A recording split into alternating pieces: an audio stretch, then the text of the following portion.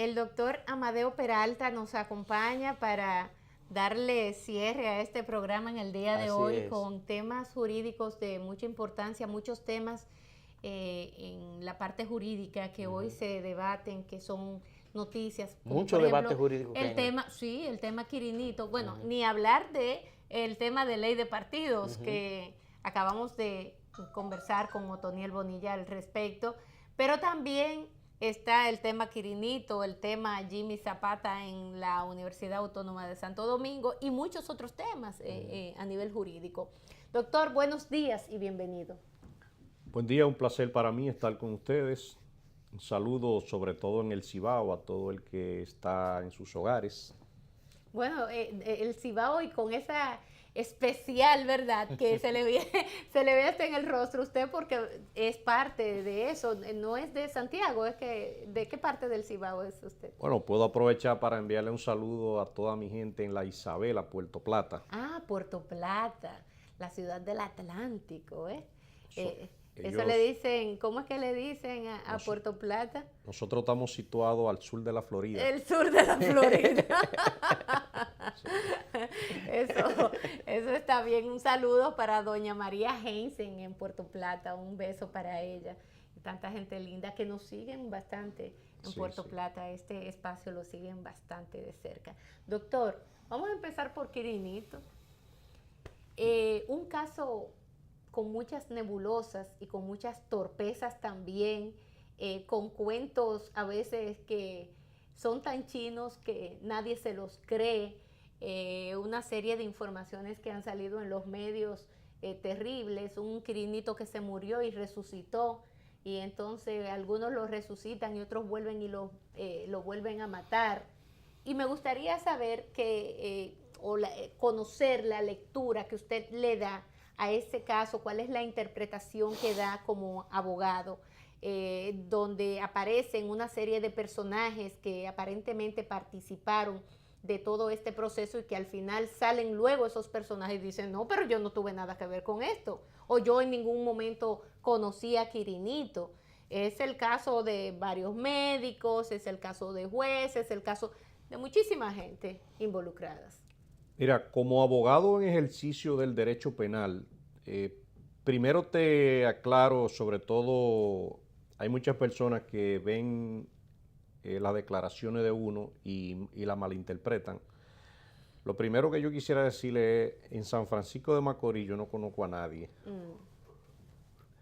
o sea, a ninguno de los actores del sistema. Además, yo he ido de visita, creo, pocas veces a San Francisco, y se lo digo en relación a lo que le voy a decir. En el sistema penal, los errores judiciales existen y un grupo que se dedique al crimen organizado tiene medios hasta para engañar jueces. O sea, eso existe. Aquí yo te puedo decir inclusive un comentario todavía al margen. Aquí hasta cualquiera le inventan un expediente. Claro. Y Eso tú sí. te das cuenta cuando el caso ya va avanzado y salir del expediente te puede dar mucho trabajo. Y a veces con una simple lectura hasta con uno ver el perfil de la señora, que es la jueza de la ejecución de la pena de San Francisco de Macorís, puede ser que a uno le diga, pero es difícil que esa señora se vea envuelta en un tipo de actuaciones de esa índole. Y yo he conocido casos en los tribunales donde hay abogados inescrupulosos que inclusive le llevan al juez una matrícula falsa de un vehículo para justificar una acción, y el juez no tiene los medios para constatar si esa matrícula que le presentaron es falsa, se corresponde con los datos. ¿Y quién es que le da esos documentos al juez? El abogado, los abogados, es quienes depositan. Yo inclusive ¿Y el recuerdo, Ministerio Público? el Ministerio Público actúa en algunos casos y tiene también una facultad investigativa. De ahí que para nada voy a justificar lo sucedido con el caso Quirinito. Te reitero, no conozco a ninguna de esas personas, pero una banda organizada puede crear un escenario para lograr salir de la justicia y evadirlo. Ha sido frecuente los casos de personas involucradas en una acción penal que han ido en camillas a los tribunales. Usted recuerda un caso desde que comenzó, por ejemplo, el caso Van Intel. Había una imputada que la llevaban en camilla, ambulancia y de todo al tribunal. Sí. Pero inmediatamente fue liberada, se sanó. Arrancó por un salón. Exacto. Hay otros casos que quisiera mencionarlo con nombre y apellido de personas que han llevado exámenes de que sufren de una hepatitis severa, de que sufren de azúcar. En malas condiciones van al tribunal. Inmediatamente lo liberaron. Usted se encuentra con ellos en cualquier momento. Ya no tienen nada. De ahí que ese caso Quirinito también, yo debo, como abogado, debo sumarme al reclamo de varios jueces, de la Asociación de Jueces, del propio Colegio de Abogados, de la FINJUS, para decir que se han estado tomando acciones de manera equivocada, es la palabra. Equivocada en el sentido de que hay jueces y fiscales que usted no puede, por una simple sospecha, suspenderlo en sus funciones, suspenderlo sin disfrute de sueldo, sin ello estar acusado de nada y sin usted haberle comprobado un hecho. A un juez, a un magistrado, usted lo somete prácticamente a una escasez económica en su casa y a un cuestionamiento sin haberle comprobado un hecho. Hay el caso de un fiscal en el Distrito Nacional que un imputado le recomendaron, acusa al fiscal de que él te estaba pidiendo un dinero, di que tú se lo diste, aunque no esté en la prueba, que eso te va a ayudar a salir. Y ese imputado hizo eso mismo. Y ese fiscal fue sometido a un escarnio público, fue suspendido, le querían realizar un juicio sumario en el Consejo del Ministerio Público. Y al final de cuentas, ¿qué hizo el imputado en una audiencia? Bajo lágrimas, le pidió perdón a Dios, le pidió perdón a su familia y dijo que eso fue su abogado que le dijo que dijera eso. ¿Y dónde está la moral de ese fiscal? Dios mío. Entonces, eso llama a preocupación precisamente a la mayoría de los fiscales, a la mayoría de los jueces, porque en ese caso Quirinito todavía no ha aparecido un cuerpo para determinar verazmente si él falleció o no falleció. Claro que hay muchas dudas. La esposa es la primera sospechosa en el proceso porque debe dar fehacientemente una declaración que diga dónde él se encuentra. Pero es obligatorio que ella como esposa, como pareja, dé la declaración, que tenga que someterse a esa parte, esos interrogatorios, digamos. Yo te puedo decir que es obligatorio porque en principio ella es sospechosa hasta de un posible homicidio. O cómplice. O cómplice, porque si ellos estaban solos en la casa. Y de repente se murió y entonces desapareció el cuerpo. Exacto. Puede ser cómplice de un homicidio. Sí. O autora de un homicidio. De ahí que ella está en la obligación de dar declaraciones que sean más convincentes y de aclarar supuestamente quién se lo llevó. Pero las dudas y el manto entra en que ese cuerpo no aparece y de ahí es que se presume de que él no ha fallecido. Tengo entendido que la Procuraduría General de la República tiene información de que él está vivo, se está tratando de localizar. Inmediatamente sea localizado, él podrá dar declaraciones de cómo sucedió ese entramado. Pero el mismo hecho que ha relatado el patólogo, oncólogo, no recuerdo, que dice, yo examiné a una persona que no fue ese. ¿Y el oncólogo? Sí. Así mismo. El que yo examiné era otro. Y era más delgado, o sea, él da una serie de detalles cómo era esa persona, la describe físicamente. O sea, todo eso es posible dentro de un entramado. Imagínate una persona que posiblemente tenga una enfermedad terminal y le ofrecen un dinero, Claro. ese tipo de organizaciones, le fabrican una cédula. Y la quimioterapia que se la pagaron. Exacto, y lo llevan al médico. Y yo te puedo decir... Pero que quién participa, porque a todo esto, doctor, no es la primera vez que sucede en la República Dominicana casos medianamente parecidos. Pero estamos hablando de un expediente que fue entregado a la jueza. La jueza da una declaración, una jueza por demás reputada. He hablado con varias personas que la conocen de allá de San Francisco y me dicen, Lindsay, pero que esa señora es una mujer que su vida profesional ha sido intachable.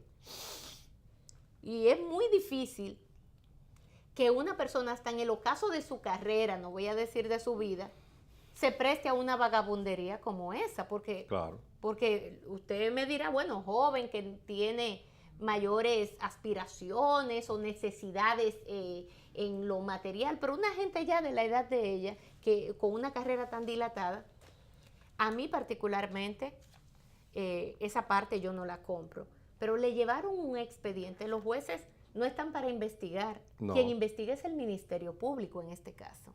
¿Qué fue lo que llevó el Ministerio Público allí? ¿Quién fue que armó ese expediente? ¿Quién es que está a cargo de armar un expediente que está cargado desde el principio al final de una trama engañosa, donde involucra a una serie de gentes que incluso no estuvieron realmente allí, donde incluso el expediente es engañoso porque no pone el alias que es Quirinito, sino que nada más le pone el nombre? Quizás esa jueza ni sabía realmente de quién se trataba en el fondo, porque no le ponen el nombrecito, el alias, que no es lo mismo, porque a él como que se conoce, yo ni sé el nombre, o sea, no me llega de repente a la mente el nombre real de Quirinito, más que Quirinito, sobrino de Quirino, Ernesto Paulino, y de inmediato el rol que él juega. Pero, ¿cómo es posible que se pueda armar todo esto? ¿Quiénes son los que participan? Estamos hablando de todo un entramado donde se tuvieron que dar una serie de pasos hasta el final de todo esto. ¿Quiénes son los principales sospechosos? No ya hablando de la esposa, del tío, de la mamá, no, a nivel de justicia. ¿Quiénes son los que pudieran estar involucrados en todo esto? La policía, el Ministerio Público, ¿quiénes? Para que lo responda junto ahí mismo. Su experiencia, ¿qué le dice a usted? ¿Usted cree que ese caso tiene solución? Mira, si yo te fuera a decir quiénes pueden ser responsables del almazón de un expediente, te puedo decir los abogados que lo llevan. Entonces, los abogados son los que presentan las solicitudes en diferentes instancias. El hecho de solicitar el traslado por causa de enfermedad de un reo, eso se inicia con el abogado que hace la solicitud. El Ministerio Público aprueba o desaprueba y ahí a él lo mandaron, creo que a la Unión Médica en Santiago a hacerse O sea, en este caso vamos a estar por parte. Los abogados, de algún modo el Ministerio Público, y lo cito por la declaración de la jueza que dijo, no, pero es que yo recibí una orden del Ministerio Público. No fue una orden, no, sino en audiencia, sí, frente al juez de la ejecución de la pena, el Ministerio Público tiene una declaración que puede ser importante en la decisión del juez. Okay. Ahora, cuando el Ministerio Público, por una u otra razón, o esté convencido o esté comprado en el caso, opina que procede la variación de la libertad basado en los informes médicos que ellos están presentando, el juez no tiene otra opción que convencerse de lo que posiblemente le están enseñando. De ahí que te reitero que ese caso es necesario que siga siendo investigado pero que no se arme una cacería de brujas en contra de jueces y de fiscales que posiblemente fueron también engañados en ese proceso.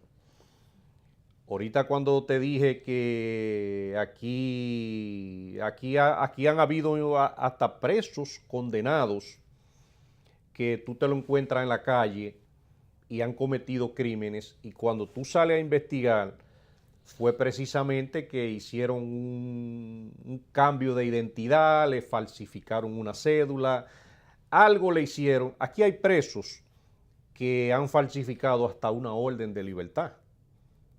Oh, Dios mío. En ese mismo caso que yo te mencioné ahorita, el imputado que denunció al fiscal, a los pocos días depositaron en la Corte de Apelación una orden de libertad.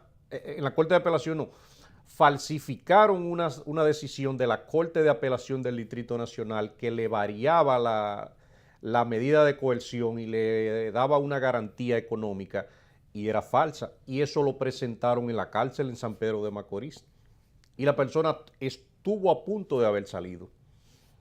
De ahí que te digo, ese que falsificó la sentencia no es la primera vez que falsifica una sentencia, porque tiene todo el formato preparado, tenía sellos, todo. Todo. Entonces, ahí yo haría otra pregunta para mí mismo o el público. ¿Cuántas personas están en la calle hoy con una sentencia falsificada? Eso se está investigando todavía. De ahí que, ante la pregunta de que si el caso Quirinito va a prosperar, yo confío en que el Ministerio Público está haciendo un buen trabajo. No, yo le digo su experiencia, ¿qué le dice a usted? Que en cualquier momento, me dice mi experiencia, que a él lo van a encontrar. Él va a aparecer, aunque sea en Europa, pero él va a aparecer. Y de ahí tiene que gestionarse la extradición donde quiera que él se encuentre, porque el Ministerio Público está en la obligación de solicitar en este momento, pero cuando él aparezca, una variación de la decisión que lo puso en libertad domiciliaria por la supuesta enfermedad, para que él cumpla su condena de manera definitiva. Y para él ahora va a ser peor, porque ahora sí es verdad que él va a ser un preso de sumo cuidado. ¿Y cuál es el estatus jurídico de él, partiendo de que hay supuestamente ya hay un acta de defunción de él, pero teóricamente él está vivo? ¿Cuál es el estatus entonces jurídico de él? No, todo eso, yo por ejemplo manejo casos de falsificaciones, es una de mis especialidades. Yo te puedo decir que desde que se compruebe con la presencia de él, de que él está vivo, ya ese es un documento falso. Ese documento el propio Ministerio Público debe encaminar ante el Tribunal Superior Electoral la anulación de ese documento, para que le sea ordenado al oficial del Estado Civil cambiar eso en los libros. Pero también el Ministerio Público va a poder someter a la justicia por falsedad de documentos públicos y asociación de malhechores a diferentes personas que ellos encuentren vinculadas, que participaron en el levantamiento del acta de defunción, y no precisamente tiene que ser el oficial del Estado Civil, porque al oficial del Estado Civil, como también lo ha manifestado, le llevan la documentación para que asiente en los libros. Fíjate que el oficial del Estado Civil inclusive dice: yo me encontré hasta raro, pero aquí vino el patólogo que certificó la muerte, y vino un testigo, o sea, esa es mi función, y por eso levantó el acta. Ahora, ese patólogo, cuando se compruebe que él esté vivo, ese patólogo va a sufrir el peso de la justicia, precisamente por falsedad de documentos públicos, por haber levantado un acta falsa. Ahí le van a aplicar la ley de sanidad, no recuerdo cómo se llama la ley, que es la ley de salud pública. Cuando falsea los hechos, le van a aplicar el Código Penal.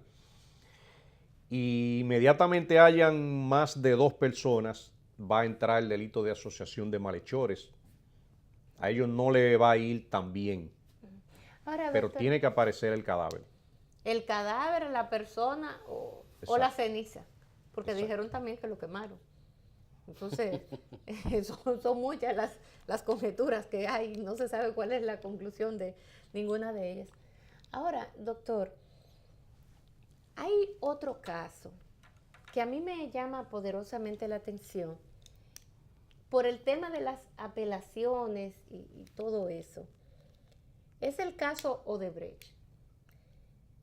Había unos encartados. Esos encartados, una parte fue puesta luego de condenársele a prisión preventiva. Luego se cambió la medida de un grupo. Luego apelaron por lo menos 2, pero un político en particular, que era Víctor Díaz Rúa, que no tenía en el expediente nada distinto y muy por el contrario, lo que el expediente señala es que la vinculación de Víctor Díaz Rúa en todo esto es prácticamente nula, cero. Pero, no sé, hay casos que son más políticos que jurídicos, que de justicia. Los jueces varían la medida de coerción, en este caso el juez Polanco. La varía y entonces a un grupo primero, esa variación no fue ni siquiera tomada en cuenta por el Ministerio Público. Entiéndase Temístocles Montaz, etcétera, ese grupo. Y por otro lado, cuando Víctor Díaz Rúa le varían su medida de coerción y Ángel Rondón, el Ministerio Público apela inmediatamente y empieza a decir que no, que es como si estuvieran en una persecución más bien. No se ve como un caso jurídico, de justicia, sino más bien de persecución política. ¿Cómo valora usted como abogado penalista además un hecho que mueve a mucha sospecha? Porque más que justicia se aprecia como una persecución política y eso atenta contra la propia justicia y la señal que manda es de debilidad en el sistema de justicia dominicano. En relación a eso te puedo decir que República Dominicana ha tenido historia de persecuciones políticas donde los intereses partidarios y coyunturales han promovido ese tipo de acción. El tiempo ha sido el mejor testigo y el mejor juez de cuando esos casos se diluyen. Y ese caso de Brecht, yo he sido de los pocos abogados que desde el primer día se atrevió a decir que ese era un caso natimuerto frente al Código Procesal Penal y que ahí no existía documentación hasta el día de hoy ni pruebas para sostener un juicio de fondo, ni siquiera una audiencia preliminar. De ahí que el propio magistrado Ortega Polanco, en el momento en que dictó la primera decisión, yo sigo bajo el entendido que actuó por presión social, por presión mediática del momento.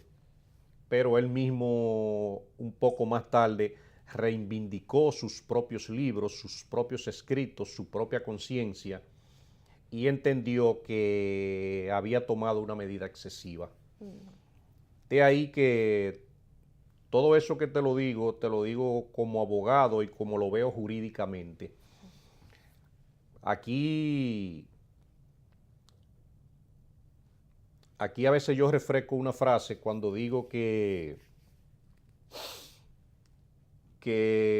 a veces el atentado del derecho a una persona cualquiera, la violación al derecho a una persona cualquiera, puede ser un atentado contra todos.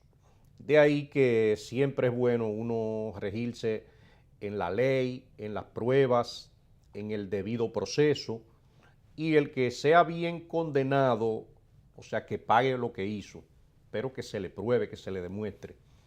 No que alegremente y por a veces intereses partidarios a una persona hasta se le dañe una honra. Sí. Yo siempre he mencionado un caso que no sé cómo metieron eso ahí y eso lo que hace es que debilita más ese proceso. Ahí hay un señor bajito en ese proceso, apellido Ogando, que estuvo en una hidroeléctrica Sí. hace como 15 años. Sí. Ah, sí, Dios mío. Que nada tenía que ver con el caso, pero que su nombre apareció y también fue parte. Apellido como de óleo, algo así. De óleo de óleo. Esa es una persona, por ejemplo, que en ese expediente, yo ni lo conozco, esa persona no hace nada en ese expediente. Increíble. Y le han hecho un daño enorme, un allanamiento, ese aparataje, una medida de coerción excesiva y un hombre ya en la postrimería de su vida. Sí. De hecho, yo tengo entendido que hasta en lo poco que recibe le impidieron que pudiera seguir recibiendo su pensioncita de la que vive su familia. Una cosa dramática, la verdad. Doctor, agradecemos mucho su visita, como siempre, compartir con nosotros y darnos ese privilegio de cerrar el programa en el día de hoy, porque ya es hora, ya van a ser las 9 de la Y mañana. Amadeo es un abogado seco, ¿no? Directo, va directo al grano, como dicen. Pasen ustedes feliz día. Hoy es martes, estamos a 12 de octubre. Hay algunas personas que todavía están en la casa tomándose quizás la última tacita de café de la mañana para emprender sus labores. Así que deseamos que tengan un feliz y productivo día. Feliz Compañero, día, para hasta usted mañana. también. Y hasta el lunes. Hasta el lunes.